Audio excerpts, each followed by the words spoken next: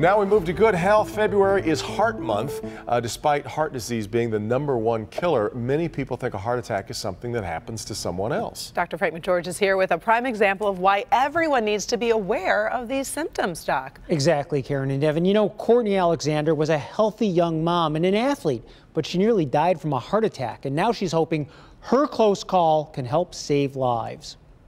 It happened after a day of skiing at Mount Brighton. I had this severe back pain that came out of the blue, right between my shoulder blades, to the point where it was even hard to stand up. I had pain going down my arms, into my hands. She went to the ER. They ran some musculoskeletal tests and said, well, it could be your heart, but you know, you're young, you don't have any risk factors. Courtney was just 33 with no family history of heart disease. A former college athlete, she was in great shape, even played hockey.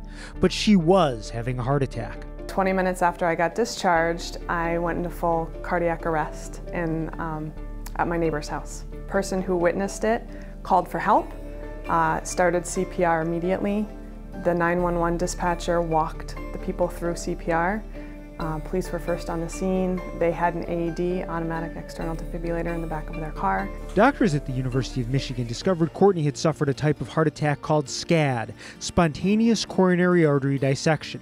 For reasons that aren't clear, the artery suddenly begins to tear, blocking blood flow to the heart. My kids were 6, 4, and 2, so I can't imagine them having to grow up without a mom, and will always be appreciative of the people who acted fast. SCAD often strikes young, healthy women. Up to 30% of cases occur in women who've recently had a baby.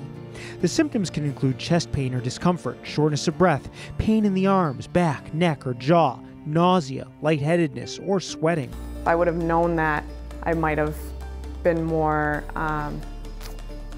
been able to express myself better in the emergency room and better able to say, hey, I think this possibly could be a heart thing going on. Courtney has become an advocate for hands-only CPR and AEDs. We're working really hard right now in Michigan to really increase the survival rate, because it can be done and it deserves to be done. The worst thing you can do is just not do anything at all.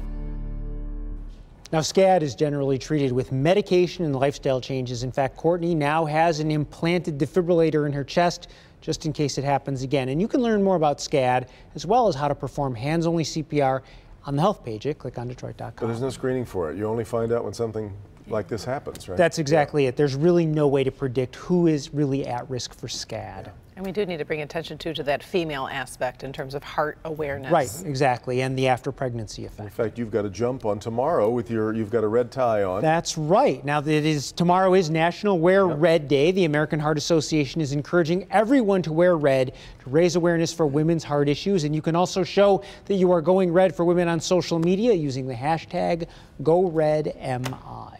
We appreciate it. Devin's going to wear his red suit.